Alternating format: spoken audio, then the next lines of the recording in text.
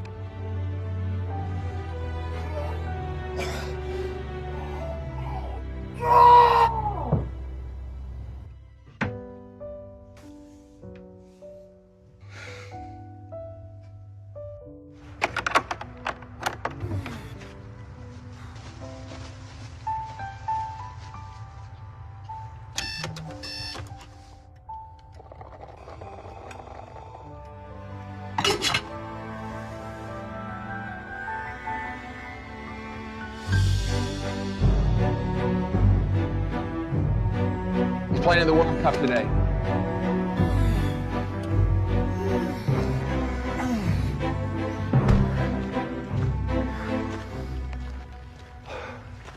Huh?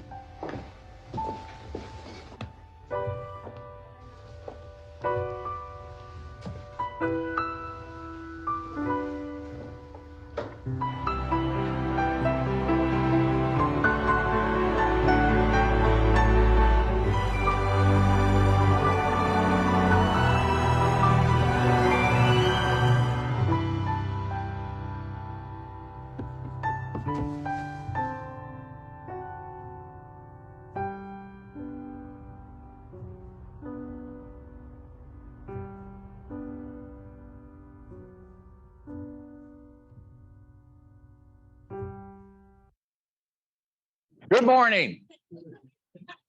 Everyone's crying except Heather. All right. Couple quick things. Scott, can you sneak up here? I want you to talk a little bit about, thank you very much. The do not call list. There's been a couple different lawsuits that one in California, which the home services broker had to settle for $2 million. And so there's a lot of these things. I know if you're doing robocalling, this is really where the warning comes in here. So I'm gonna let Scott talk about what you can and can't do, but there's more and more people suing people that are doing this than probably I've ever seen before. Right. So yeah, do not call was, very big in the beginning when it was still people had home phones and everything else. And so that do not call list was put into place. And who knows what a home phone is? And so it's sort of gone away as an issue that most people had paid a lot of attention to just because of cell phones and people are used to getting calls on their cell phone that they just go at. But some enterprising attorneys had figured out that this is a pretty easy way to make a pretty good amount of money by, finding people making mistakes. And a lot of it is telemarketers, of course, and then real estate companies are a good example. And I hadn't really paid attention to it until we found out that our one of our California companies got sued for $20 million. So settled it for a couple of $1 million at least to get it resolved. And I immediately thought, is there a way I could sue somebody for $20 million? And there's lots of ways. And, and so there are attorneys sitting out there. Leave it to an attorney. There are attorneys out there marketing, hey, look, if you have a do not call violation, or if you're on the do not call list, someone has called you, let us, give us a call. And so, they're active in all 50 states. And so that means that we need to go back, refocus on it, and make sure that we're in compliance with it. And so there's ways to do that. There are safe harbor provisions within the do not call list that allow you to protect yourself if you're making mistakes, if you're doing proper training on it, and, following the rules. And so do we have we've got a do not call policy that we've now put into place. That you can go through. It's on, how do they find it, Maggie? Okay, internet. We're gonna send out steps.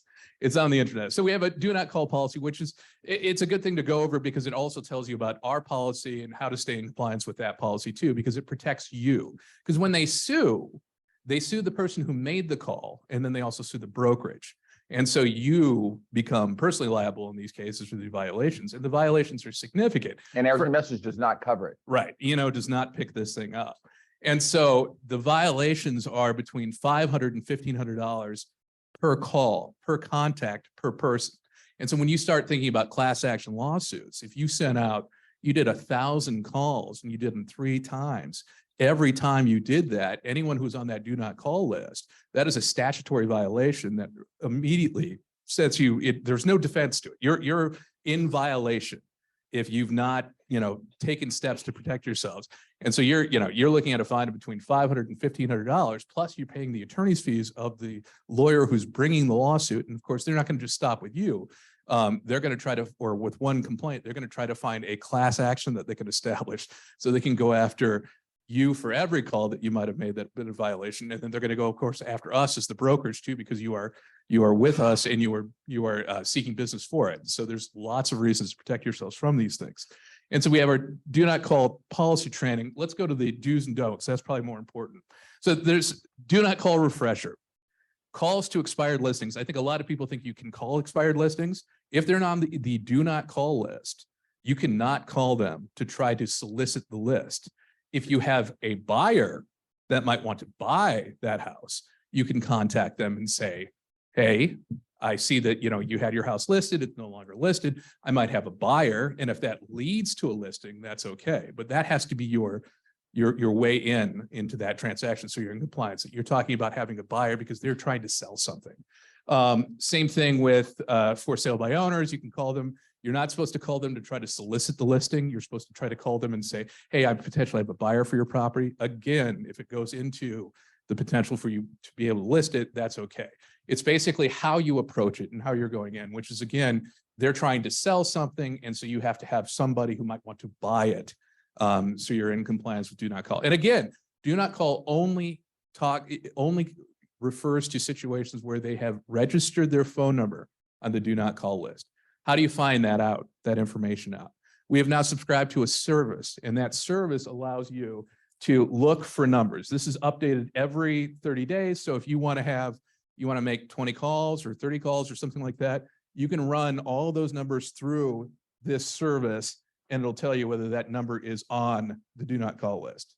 So Maggie just ran a number 402-578-1825, says, okay, not on the do not call list. So you're free to call them and solicit them for any business you want.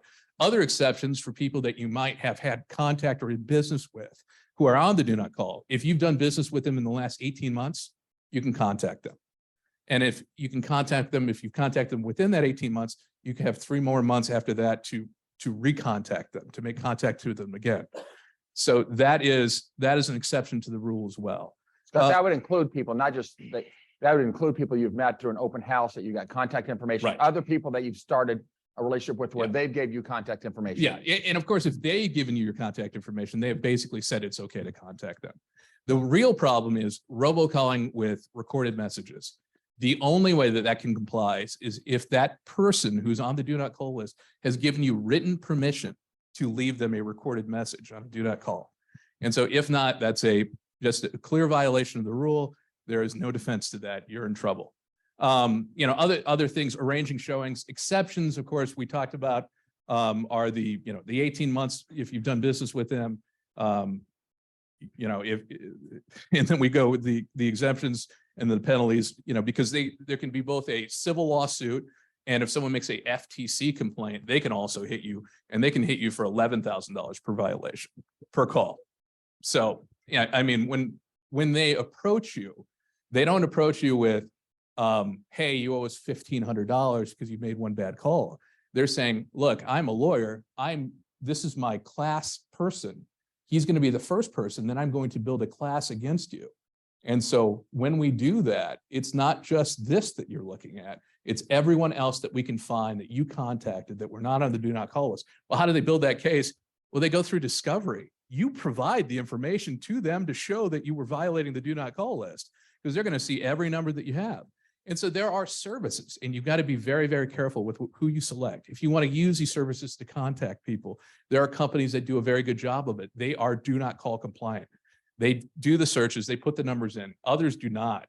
Sometimes they basically say, you know, no, you're on your own. You're using our service, but we're not confirming it on do not call. So if you're going to use those services, make sure that they're do not call compliant, that they are scrubbing the list against it if you want to use them. Or go in here to our internet and you can look it up. It's updated every 30 days. So it's in full compliance with the rule. Jamie, let's send this out as a separate email for me also, okay? Right. All right. Thank you. Purchase agreement? Forget that. Okay. We're going to run out of time. We got some important people sitting here. We always have the attorney go first, just so you know. So it makes everyone much more excited about what's going to happen in the future. Kyle, real quick. Yes.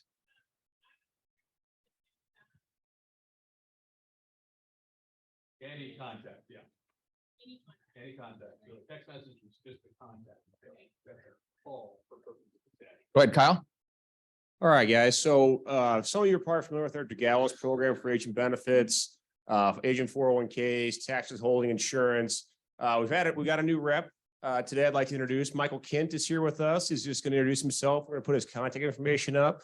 For those of you that are not in the program, we're going to be scheduling some follow-up meetings and getting, you know, Vince, like we got what, 15 minutes for this segment, I think. You got about 20 more Great. seconds. So, so we're going to be scheduling some follow-up. We're going to get him in there, do some meetings, some smaller meetings to be able to get you guys, for people not familiar with the program. We just want to introduce him today to you guys and get his contact information out there. Oh, yeah, I don't have a lot. Again, Michael Kent, DeGallo's rep out there. They do have my DBA. So just like you guys, I work through a broker. If you see that, it's not a red flag. I look forward to breaking out with you guys. And if you have questions for me, let me know. So. Thank you. We'll be emailing this out. So feel free to call him. Obviously, myself or my team, Carrie, Gina, we can all get you in connection with them if you guys have any questions in your accounts. Thank you. All right, Fred. Daryl Scott, purchase agreement, if we have time, we'll do, but. Good morning. We have a great turnout here, and I think probably out of all the sales meetings, I think this is probably one of the most important ones. I'm sure glad you're here. And I'll tell you why. Today, you're going to hear from 4 people that are very successful. And we have two investors here that will tell you how powerful real estate is. These 2 guys are 100% retired, are generating 6-figure income. And they also have a, I don't know how big, how many numbers is a million? 7? Yeah, 7. 7 from real estate. So I would hope that you will take what you pick up here and put it to good use. I don't want to be a pessimist. The challenges we're going to face this year it's obvious. However, it's totally opposite when you help investors solve their financial problems. In 2006, 7, there was like being a candy store. I don't think we're quite there yet, but there's a lot of deals to be had. So I hope that you will take this information, put it to good work. I put together a couple of handouts. The one more timely is, are you gambling with your financial future? I see most people are doing that, but I'm more concerned about you. If you have multiple sources of income, you might be able to weather the storm, and so I would encourage you to think this seriously. How many of you have at least one investment property? Raise your hand. Okay, about 10 people. Make sure they can hear you in the back. 10 people. So right off the bat, I would encourage you to rethink this. How many of you are working with a minimum of 5 investors? Raise your hand. 4, 5. Okay, so that's another opportunity you have. Okay, how many of you can weather the storm if you didn't get one more commission check? Raise your hand. 3. Okay, so. He that's never pretty- was good at math, guys. So that's pretty obvious. It's coming in. That's pretty obvious, guys, that you've heard me preach.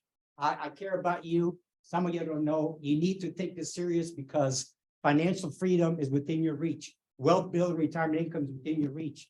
But if you are not taking charge of your own financial future, you're leaving it up to someone else. That's not a good thing. So I would encourage you to invest in your own business. How are you going to sell the power of real estate has if you yourself don't believe in it enough to do it yourself? So that's by way of introduction. And let me just introduce this panel here. I'm bleeding for you guys already too. Let's go ahead and sit down. So as the panel's coming up, I sent a text to Gina and Aaron last night. I said, the World Cup's on at 1 o'clock today. I think we should set up a conference room and have a little get together, watch World Cup. And Gina texts back, not one person wants to watch the World Cup. I'm like, well, I do. So I wore my USA pants today in support of the team. We'll try to have it on somewhere around here. All right. So we have 4 people. Now, are you on gonna the- let these guys talk today, Fred? They're going, I'm going. Okay, We okay. have 4 people on the panel. I would just like to have them spend a minute telling them about them. So let's go ahead and start with Mike. I think you know Mike, but talk about the real estate niche market. Yeah, I'm Mike Pettit. My team's Metro Pros. I've gotten into investment properties. Fred's encouraged me for years. I finally, decided, okay, enough's enough. I'm going to give it a shot. It's gone exceptionally well. I'll talk about some of the examples and then examples of how we're working with our current clients and past clients to get them to invest in properties as well. We're not out chasing new investors per se. We're working with the clients that we have and worked with in the past to help them invest in real estate and build wealth. So that's our approach and it's worked very well. Iris? Hey, good morning. I'm Iris Lobo. I'm a bilingual realtor in Iowa and Nebraska. And I am the owner of Iris Lobo Realtor LLC and Iris Lobo Ventures LLC. And I work with a lot of investors. You're going to be shocked when she tells you what the percentage of her business is. Kenny. My name is Kenny Anatolu. I've been investing in real estate for about, I'd say, met Fred about 7 years ago. We met, I called Fred and he asked me if I had any money and I said I had a little money. So I started, we've been investing ever since. My name is Andy Terry. I started investing, my first rental property I bought in 2014. And I was able to reach financial freedom by 2018, where I could exit my corporate job. So that's why I believe in real estate so much. And I'll talk more about that later. Okay, very good. You guys have any questions out there that you can ask? Let me start out with some of the questions. No, they can't hear you on the back So side. Kenny and Andy. What was the main reason that you guys started investing in real estate? Considering that before that, you guys were heavy into the stock market, right? Yep. So the main reason I started buying rental properties, I had a good corporate job, good income, but like most people, I did not love it. So I wanted to find a way to build some passive income enough where I could exit out of that at some point. Also from a tax standpoint, rental properties are really good to offset if you have a job, with good income. So I started looking into, researching why real estate, and then just through a friend, I got in touch with Fred. But the reason why I kind of started diversifying out of stocks was just for the fact of receiving passive income. So that was the main reason. When you So- first met Fred, did he ask you if you had any money? I think he asked those questions, if I remember right, With his job, I was hoping, I'm assuming he had, being on a financial advisor selling the products, I thought he had something. He might ask for like my tax returns or something like that. So let me ask you a pointed question. What would have happened today if you didn't have any real estate? Where would you be today? I'd on your still- net worth. Yeah, well, I would still be working, 9 to 5 or whatever hours, it would be.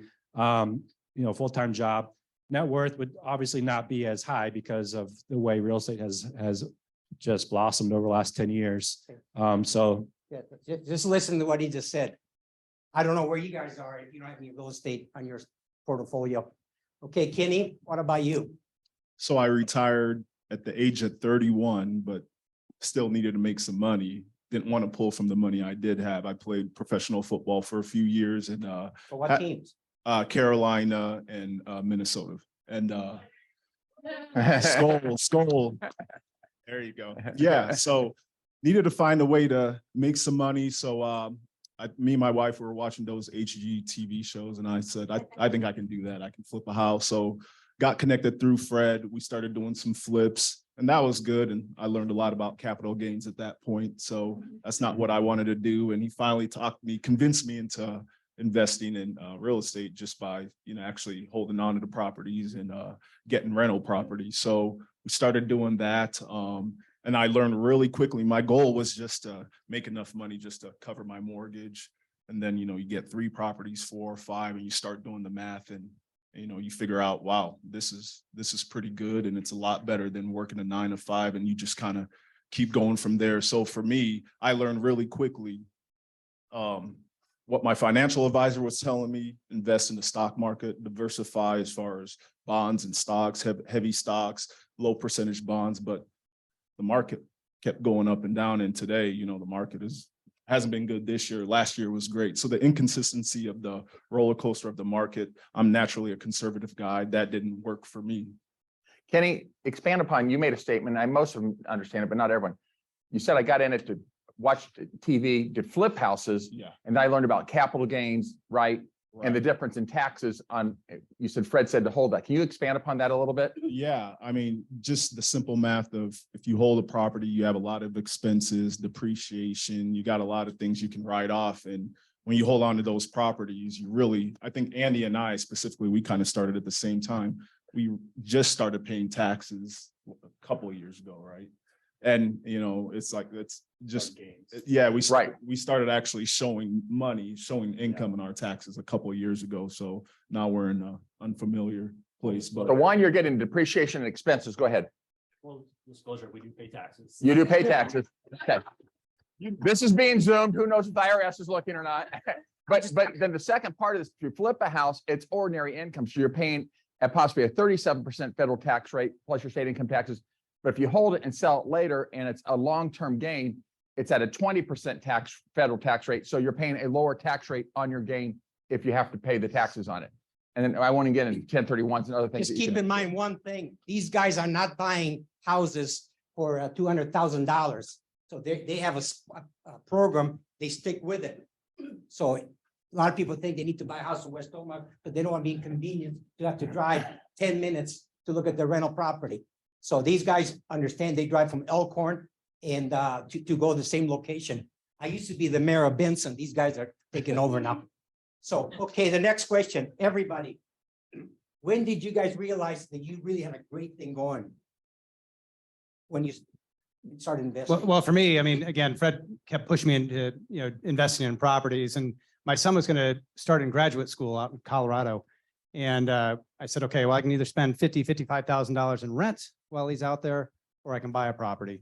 So I bought the property. Within the first year, I was like, this is a home run. I mean, I can't believe this. And then started investing and buying more properties. That property, instead of spending $55,000 in rent, I'm going to make $250,000 in a 5-year period. So, there's opportunities like that out there. So if you have a son or daughter going to school, why not look at an investment property? The tenants, he has 2 roommates, a 3-bedroom, 3-bath townhome. They're paying the rent and HOA and everything else. And so my son's living free. I'm making a bunch of money. And it's appreciating. It's appreciating quickly. I have a different mindset than a lot of investors. I do 15-year mortgages. Most do longer term mortgages than that. But my thing is I want to buy properties, get them paid off quickly. I'm cash flowing $400 to $600 a month on each property I have right now with 15-year notes. But I want them paid off very quickly so that, in 15 years, I'm going to have $250,000 in income coming in, no expenses on that end. And then I'll have several $1 million worth of real estate paid for already. Can I expand on that? We've talked about that in the past a little bit. Your age matters, right? You've got to figure out what is my investment strategy. If you're 60 years old and you start doing this and you've retired from your job, you may need passive income. So you have to maybe look at taking a longer loan so you got more cash coming in. If you're younger, I would say anybody 45 or younger, and you still got another job, we've got other income coming in. Your goal should be, in my opinion, build net worth, right? So you have more passive income in the future. So it does matter of where you are in life and what you're trying to accomplish. Are you trying to accomplish a fair amount of income to come in to live off of? Or are you trying to accomplish, I'm building net worth because I have other income to support me at this point in time. So you have to analyze those type of things. Right. Some people don't understand when is enough enough. See, some people are big on, the big thing now is from bigger pockets. I know where it comes from. They're talking about doors. I don't know if it's a front door, a side door, a back door. They like to talk about doors. I like to talk about units and properties. How much is enough? That's the people don't know it. That's how people get in trouble. They refinance. And by the time there's my age, they're still got, 95% of what they originally got a loan for. Iris, For me, I actually have a date to my aha moment. what's his name? Not a guy, a number. November 9th, 2019. Honestly, that weekend, I almost gave up on real estate. I didn't know what I was doing. I knew that I wanted to do it. But on November 9th, 2019, I woke up early, got myself ready. I hopped on my phone and I swear I called so many people for like 2 or 3 hours. I showed a few investment houses because it kind of like just came to me. Why don't you just focus on investment properties? There's a lot of crappy houses out here that need love. So I called all the people that I had unfortunately previously ignored. And out of that 3-hour call session, I don't know, maybe a couple hours of showing properties, I sold 2 cash deals and I closed in a week. And that's when it hit me. This is what I want to do. I can do this all day. And I'm addicted now, so. Iris, what percentage of your total business comes from this niche market? 40%. Now, that's It's almost half my probably business. unheard of. 40%. Think about it. Think about it. Some of you guys could even get to 5%. That'd be amazing. Okay, kidding? For me, it was, so my first year, I think I bought 15 properties, so I got pretty aggressive, and it was meeting my banker the following year, and her, you turn in they want to see your taxes, and her seeing my taxes and saying, wow, do you know what you just did? And I guess it just didn't click for me. I was a little naive. I just, I had the opportunity to just buy a lot of properties, and they started cash flowing real well. And she was the one that kind of pointed me in that direction of, this isn't normal. And then it clicked in my head, and I kind of started going from there. There was a method thing, because I would have told you, you probably wouldn't have bought any. Probably not. So, So I don't know exactly when it was, but I remember the point where I had enough rental properties where like I could care less if I got fired or not at my other job. So that takes so much stress off when that's like, whatever happens, happens. And so I could just like we'd have all these quarterly meetings, or you meet with your boss and you got to talk about your numbers and stuff like that. I'm like, well, when when the stress is not there, you actually do better, it seems like. So I was actually still doing really well with my job. But then again, I didn't love it. So I just, in the back of my mind, I remember I'd have these really pressure type meetings with my boss, but I always thought it was funny because he had no idea I had 20 rental properties. And I was just thinking, whatever, man, whatever. Another Zoom. The people that work for me laughing. Yeah. You got a cabin too, by the way, right? Yeah, but all these Zoom meetings and stuff like that. I was working from home before working from home was cool. And we'd have all these meetings just to have meetings. And I would have the camera off. I'm not even listening to this anymore because it's the same stuff over and over and over. And I'm like, this is great because, there's just no stress here. Okay, thanks. Next question. Did you have any concerns when you were actually looking at properties? What was going through your mind? My biggest concern was how big of a pain in the neck are the tenants going to be? And it's going to be a hassle. It's going to distract me from doing my business. I don't have time for this. And so for me, it was finding the right tenants. And I've had great great tenants. And that made life very easy. I don't get calls. I thought, oh, I'm gonna get calls all the time. I don't get phone calls. They pay rent on time, do the background checks, check references, really screen your tenants. And that's going to save you a ton of time and money. I don't have to go bang on doors, to collect rent checks and stuff like that. But I also buy more expensive properties where I get better tenants. I'm not buying, $70,000 properties and then having, issues with those tenants. Can we dive into maybe how do you make sure you get good tenants with some of the Well, panels? there's a lot of internet companies, like for example, through Berkshire, you get a discount tenants. Do you hear Fred out there, guys? Tenantsreports.com Fred, yeah. is one, but you could do Zillow, turbotenants.com. There's a lot of companies that actually the tenant, when he applies, they pay for that themselves. Can I just add to that? There's a lot of services out there. A lot of them do not call the previous landlords. So make sure you're taking that extra step to call the previous landlord. That's the biggest thing you can do to find you have a good tenant or not. People have misconceptions. The house generally doesn't cause the problem. The biggest problem why people get sour on this is because of poor tenant selection. Anybody that has $3,000 for the first month in a deposit, that's a first flag. How many of you carry $3,000 in your billfold? When they drive a fancy car, and they want to rent, you wonder what kind of business are they doing? Okay, so you gotta be, the house doesn't cause the problem.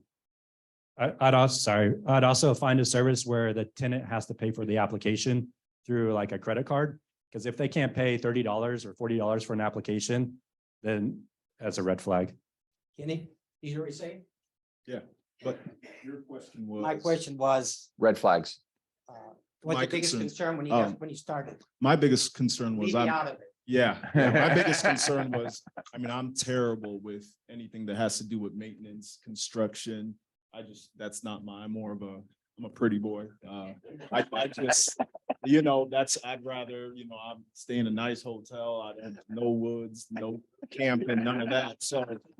So that was my biggest concern. So the big part for me was Fred, walking through all the construction part, connecting me with all his resources and kind of showing me how to check foundations, how to look at furnaces and connecting me with all the right people. So that was my biggest fear, tenants and people. I wasn't worried about any of that. I'm a pretty good people person. So construction was my issue. Good.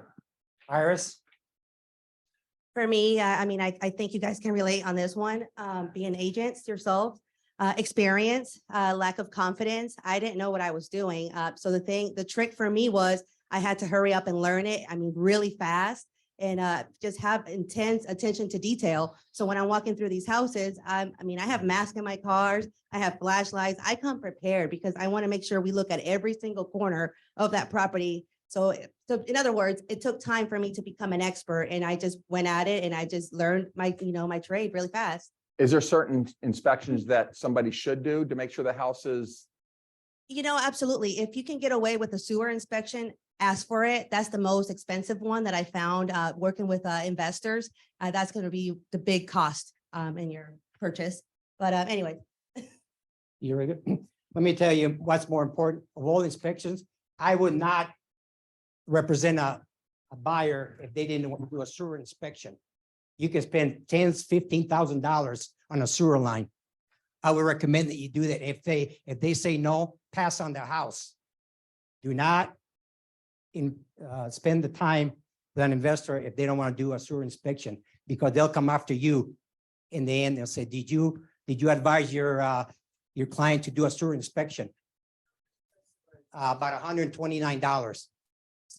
That's more important than doing a home inspection to see if the stove or the dishwasher is working. I honestly wish sellers and realtors, we were all just pushed for that more than, home inspections are great, but to me, that's like the most important inspection you're going to have. So obviously we're in a market right now. Is this a good time to buy? Hell yes. Every day is a good time to buy. Okay. Okay, Mike, is this a good time to buy? We've got lots of appreciation. Is this a good time to buy? It's a great time. There's opportunities out there every day. We're in the business. We see them every day, not only for ourselves, but for our clients. And like I said, our approach is to work with the clients we've worked with in the past and give them opportunities to invest in real estate. We just did an investment seminar with a small group of the team. There were 4 of us. We had 18 people there. From that, we're going to get multiple deals. We're going to continue to do those with different groups on the team and bring in people and talk about real life examples and why it makes sense and the money you can make and the tax benefits and everything else. It makes sense. And all you have to do is get with somebody. If you don't understand it, get with somebody who does and have them kind of work through the process for you. My daughter, she graduated from college and was going to rent an apartment. And I'm like, how much are you going to pay for rent? She goes, $1,000 a month. I said, you're crazy. You need to buy a house. And she said, Dad, you don't know what you're talking about. I said, of course I don't. I've only been in real estate 16 years at that point, so I have no idea. She bought it. Her mortgage was like $930 a month. She has since moved out of town. I convinced her to rent it out. So she got a 3-year lease. The cash flow on that and everything and pay down on the mortgage is going to reduce her mortgage by about $24,000 in the 3 years. Plus then her house is appreciating. So she's got this asset and she'll continue to rent. She's loving that. What kind of rent did you get? She get? She's got a 2-bedroom, 1-bath down on 34th and Oak. And she's getting $1,400 a month. That's about, according to my math, roughly about $400, $500 a month, right? Cash flow. Yeah, she's cash flowing close to 500. Okay, so let me ask you a question. How many of you right now would love to get $500 a month dividends from your portfolio? Raise your hand. There you go. 15 times over. I actually just started doing that because, I realized if I'm going to be an investor's realtor, I'm going to have to know what I'm doing and I'm going to have to get into it and do it myself, which I did. So within the first couple of years of me doing it, I bought my first investment property and I actually did it really well. I bought it for $78,000. I knew exactly what to put into it to make the value go up. And I would say now my house is worth about $135,000. I maybe put no more than $20,000 into it. I have a tenant in there and my mortgage is only like $500 and I'm making about almost $600 in income from it. Let's let these guys answer that question. Is this a good time to buy relative to the last 2 years, right? When you had Right. 30 people you're competing to on buying a house? Well, that's a good point. It's less competition right now than Yes. what it has been the last 2 or 3 years. So I think a lot of the people that everyone bought their first rental property a couple of years ago. Well, a lot of those people are out of the market now. So it's the people that were there before are still here. The way I kind of look at it is you don't have a crystal ball. You're never going to know when the perfect time is to buy a rental property. It could have been 5 years ago. It could be 5 years from now. But if your goal is to accumulate multiple rental properties, you're going to buy some over the long term. So it's going to be a roller coaster. They're going to average out. So you can't time the market, just like in a stock market. You can't time the market. It's got to be the time in the market. So you got, right now there are opportunities. Interest rates are not horrible, 6%, 7%. And isn't the most important thing, obviously you want the property to appreciate, Yeah. but there's gonna be markets that it's flat, it may come down a little, but as long as your rent Yeah. is positive cash flowing above and beyond your payment, Yeah. you're gaining equity every single year by paying that debt down and you have free cash flow on top of that. You So still want to be smart. Yeah. held its own, you're still gonna end up Yeah. ahead. We do know over time it will appreciate. Yeah. Buy smart, you definitely want to, as an agent, if I was an investor, I want to make sure that agent knows how to calculate, does this thing cash flow? You can't leave that up to just the client. That's the reason why I worked with Fred, because he already owned rental properties. So you got to know how to calculate the numbers and show the client, hey, this thing cash flows, $100, $200. Yeah, maybe might not be $500 a month, but just like you're saying, if it cash flows, it takes care of the mortgage, maybe a few expenses, you have a really nice home that someone else is paying off for you. Okay. So what we need to do now, we've got quite a few questions. If you could just kind of get sweet to the point, I'm going to try to go through these questions and then afterwards, these guys will stick around and you can ask me anything you want. Okay. So let's look, what advice would you give Mike and you guys as well from a investor? What advice would you give this group here if they're not investing or not working with investors? What advice would you give Mike? Just do it. The question always comes up. I think that logo's already taken. Yeah. The question always comes up, where am I going to get the money for the down payment? I don't have enough in savings for that, or, where's the money going to come from? Home equity, line of credit. You can shift equity from your house to the new house. So you're not losing any money. You're not, you're just moving equity from one house to another, and then you're going to cash flow. And so if you can move equity from one home to another and cash flow $500 a month on one property, why would you not do that? And then continue to look at more opportunities. And so, run the numbers on the property. We always tell our clients, fall in love with the deal, not the house. Fred, you talk about that all the time too. Don't go in and gosh, I love this house. It's Pottery Barn, whatever. I mean, who cares? I mean, does it cash flow? Is it a nice property in good condition? And can I make this work financially? Iris? 40% of your business comes from investors. I would say go out there and seek the opportunities. I mean, you're leaving so much money and opportunity on the table for me. Just kidding. But no, but seriously, you are. I mean, it's so many people, even your clients that just bought a house from you, just a house to live in. I mean, have you asked them, do you want to invest in real estate? These are really important questions that you have to ask people. And it's not just cash. I mean, you can have other options besides your conventional lending. Commercial loans are great. They can close within 2 to 3 weeks. It's almost like cash. Those are actually my favorite when it comes to investment properties. So just go out there, do seminars. I mean, I did a seminar with Sean in June at the Kroc Center in South Omaha, all Spanish, because most of my clients are Spanish speaking people. And I got a $660,000 deal from that. I'm still working with a couple other investors that came along through that seminar. So just get out there and put yourself out there. Kenny? I would just say, introduce people to real estate investing. I think for me, I just wanted to flip houses for fun, and all of a sudden it turned into a full-time business. So the big deal with me and Fred was his patience with me. I mean, I remember when we walked through about 30 houses before I even bought one, and I'd have my kids with me and he'd be holding their hands and just kind of teaching me the game. And he finally convinced me after 2 years of flipping that real estate investing was for me. Once I bought that first one, or I bought 3 at one time, I was hooked. So just patience and trusting that, anyone can become a real estate investor. You just have to teach them. I never knew about it till, I met Fred. It's very important that if your significant other buys into this, one of the quickest way to get a divorce is by one person loving it, the other person hating it. Okay, take my word for it, please. Facts. Andy? Speaking from experience here.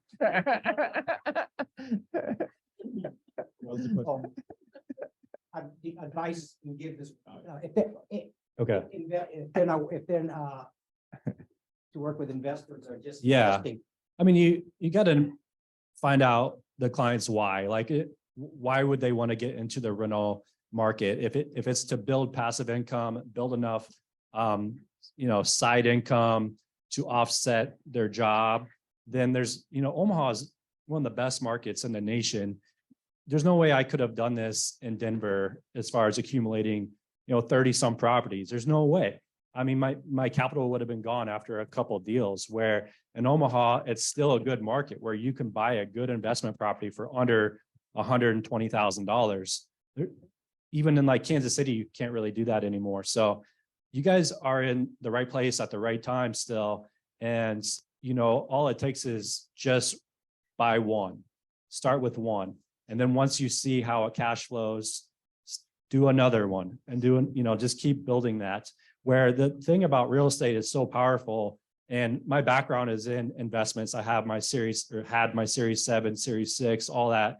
I worked with financial advisors for 15 years, where real estate is different, where once you have multiple properties, you can refinance that, pull that money out and buy another one. You can keep repeating this over and over and over.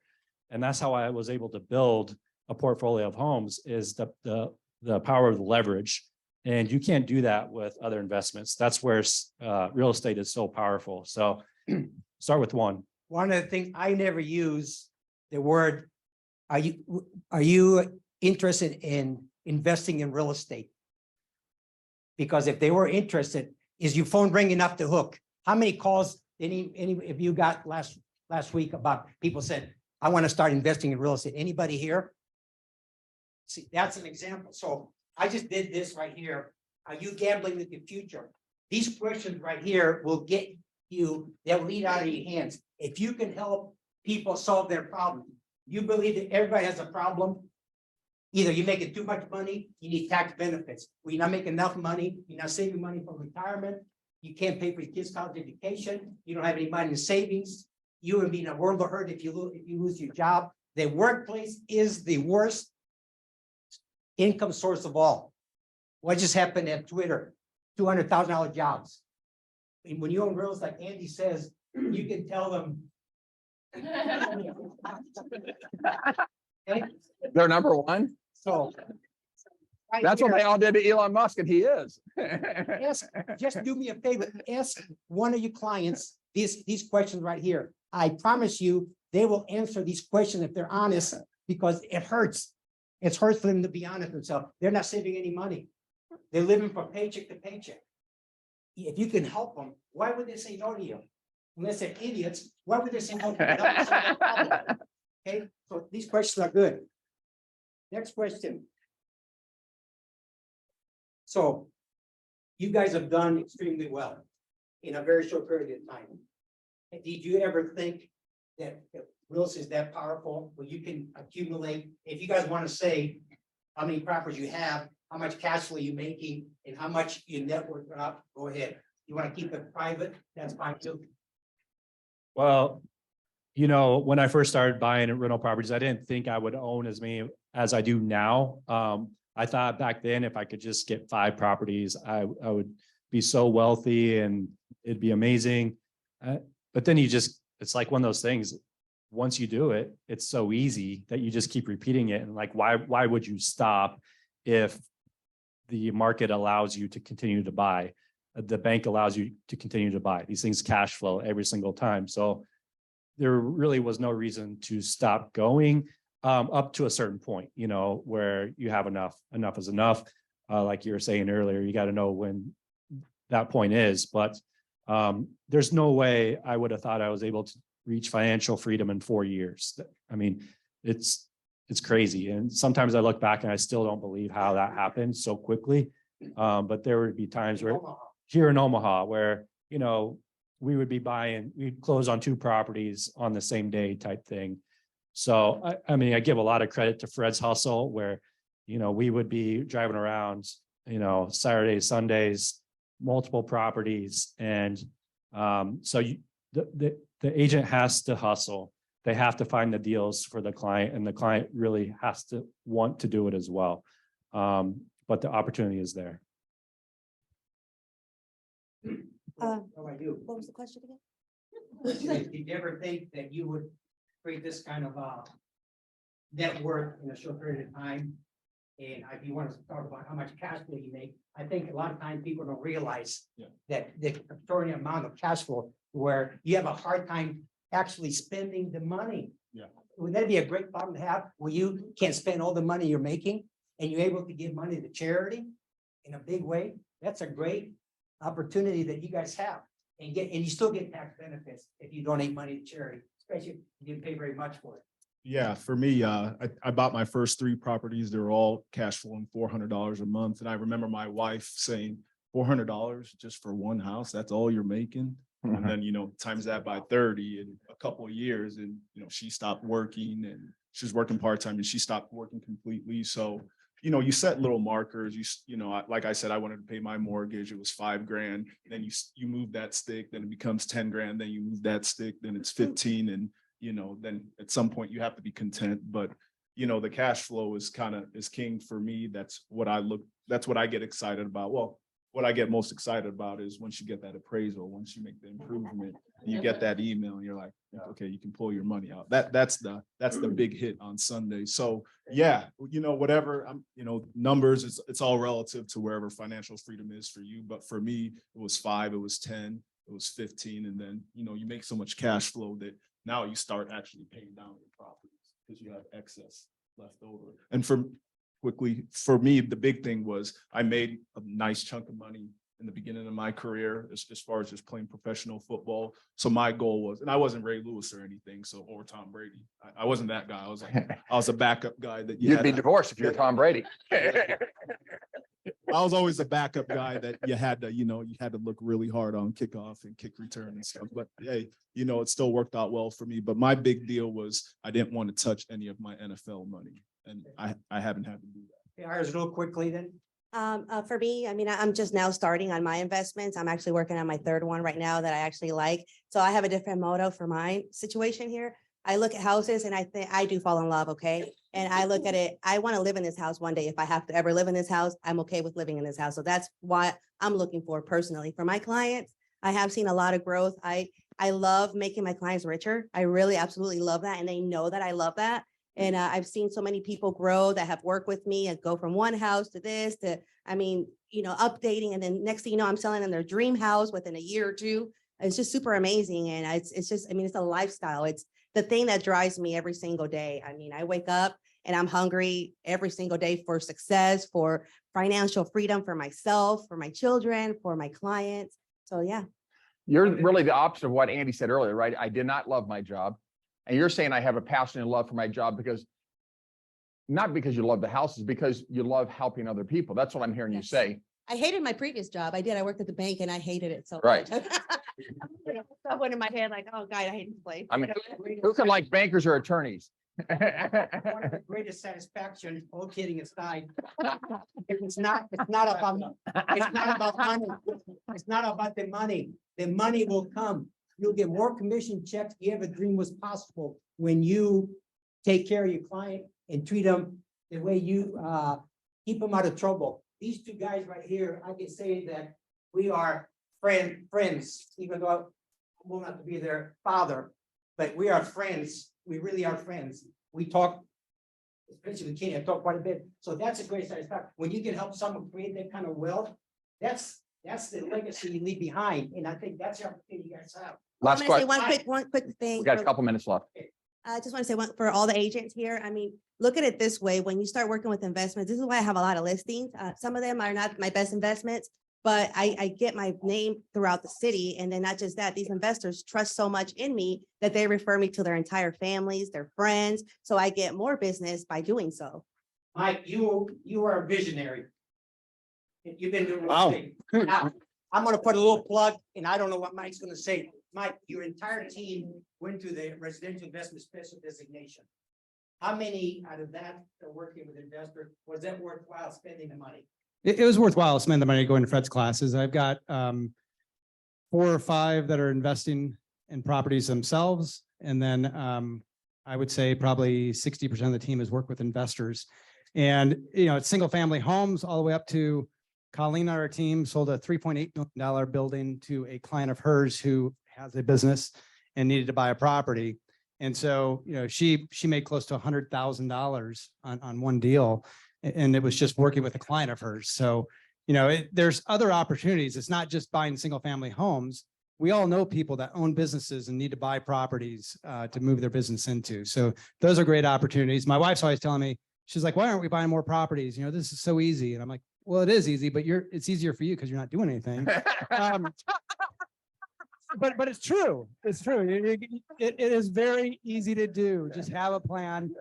In a 15-year period, I'm going to go from, nothing in real estate except my own home to several $1 million of real estate paid for, plus generating income of $250,000 plus per year. So there's great opportunities out there. We're gonna finish on a high note. The last question. So you guys know there's a lot of controversies about wholesaling. What do you guys think about wholesaling? What? You think that wholesaling is a positive thing to take advantage of people that they're down and out? And especially if you're a real estate agent, does anybody have an opinion about wholesaling? Not anymore. Not yet. So it's very important. One of the things, guys, what happens in real estate, if you guys are not the voice for this industry, who else is gonna do it? You gotta have a statement to make. Either you're for it or not. If you're not for it, you gotta let everybody know. To me, is the biggest travesty that's ever occurred in real estate. Anybody that does wholesaling, especially if you're a real estate agent, to me, that's shameful. To take advantage of people and then 2 days later have the property listed on MLS, make $20,000, $30,000. That is shameful. And I hope that you will agree with me. If not, that's the way it is. So, Get out. with that, I want to kind of, do we have any? I've got some handouts. I've given you guys a lot of tools here. Anybody would like to sit down with me on a one-to-one, I'll be more than happy to help you.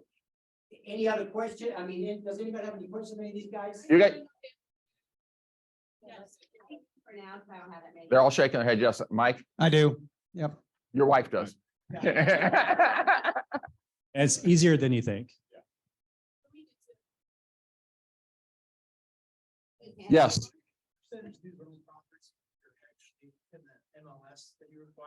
Question is, what percentage of these rental properties are hitting the MLS? Most of the ones I purchased were on MLS. I have bought a few.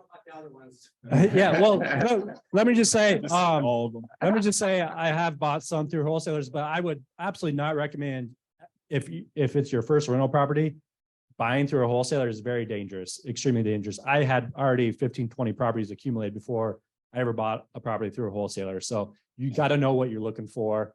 You got to buy at the right price. It's very dangerous if you're not working with an agent. Any other questions, for anybody? Yep.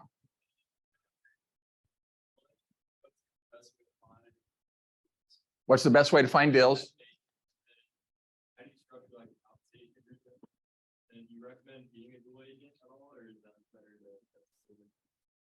I guess I'm gonna go to an agent on that. What's the best way to find deals? Do you do a compensation agreement? Should you be a dual agent?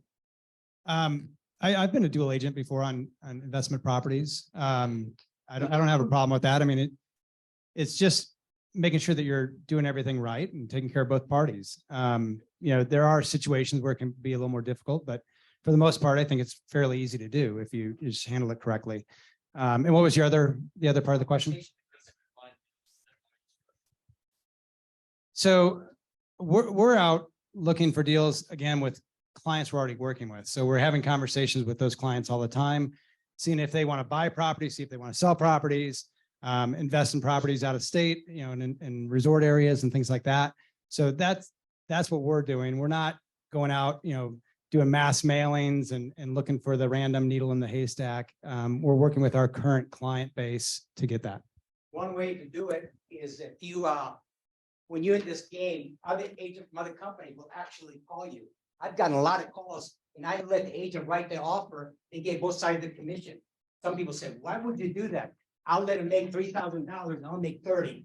That's how. Then whatever they do there, it's arm's length. They're the ones to deal with the client. So get in the game. The MLS is the main source that I use. Find yourself their agent that's in the game. They know how to find deals. MLS is my friend. I mean, that's where a lot of my clients find their rental properties. Also just word of mouth. I mean, I talk to a lot of other agents, and they let me know, hey, I have this coming out, or we just talk. Talking goes a long way. Just, communicate with people.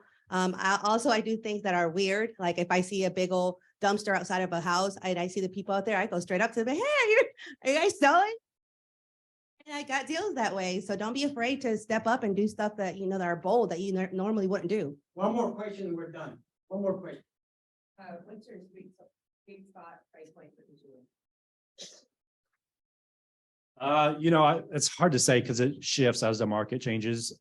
It's always the cash flow is what I'm looking at. So if I can make $400, $500 of cash flow, then it's a good purchase. What's the most expensive house you bought, Andy? $170,000 Recently. and that was a traveling nurse situation. My sweet spot is like $70,000. And it's hard to find that now, but that's what my sweet spot is. I think the most expensive I bought was $90,000. Well, for me, I'm new, but it was 78,000. So I want to say underneath 100,000. Fred taught me 120, but I'm going to go maybe 100,000. For my clients, it depends on what client it is. If they want to buy a house in a nicer neighborhood, go up to 170,000, go up to 200. So it just varies. Mine have been in the 150 to 200 range.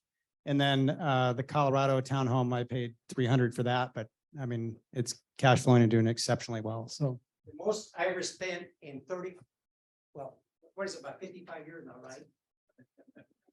With Sean, every week goes up a year. So the most I ever spent was $145. $45? $145,000. $145,000.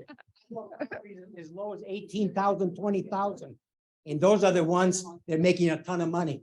My properties are just about all paid for. I got a few, they're not. So that kind of gives the idea, when you guys get to be old like me, I promise you, you will. Take this serious. You can accumulate 10, 20, 30 properties. You can't spend the money you make. Some people even have 40 to 50 properties. Some people even have properties in other states. So take this for what it's worth. Take this serious. This year is going to be very challenging. And I hate to tell you, it's going to be very challenging. I don't know what Vince is thinking. I don't want to be a pessimist. Take charge of your own financial future. If you don't sell one more house 10 years from now, you get enough properties. You do it because you love real estate. I'm doing this not because I love real estate. I'm going to die probably selling real estate or doing something different in real estate. I don't, people, when are you going to retire? I'm never going to retire. So hopefully this was helpful to give you an idea. Take it serious. If you guys want to talk to me confidentially on a one-to-one, I'm available for you. Guys, let's give our panelists a big hand. The reason to follow up on a more positive note than Fred has said there, but is that I do believe we've talked about the challenges that are coming to us as we head in the next 6 to 12 months. We believe this is a bright spot. This is an opportunity to invest in real estate for yourself, for your clients and others. And there's way less competition than there was in the past. Yes, interest rates have moved, but even with higher interest rates, there's still cash flow and deals to be had that are good for you. So guys, let's panels, I'm gonna have you step down, but thank you. Carolyn, can you come up and give the good guy award away? We're almost done here. Good morning. I've had the privilege of working with this agent for many years, and I have so many years that I've lost count. This agent is very tech savvy and not afraid to share his vast knowledge with anyone. All you need to do is ask for help.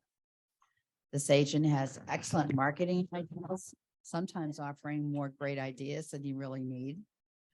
This agent's service to this company, Berkshire Hathaway, the local Omaha Board of Realtors, and the state associations is outstanding. This agent is a true professional and wants everyone in our business to treat each other with integrity. This month's Ambassador Good Guy Award is presented to Bill Swanson.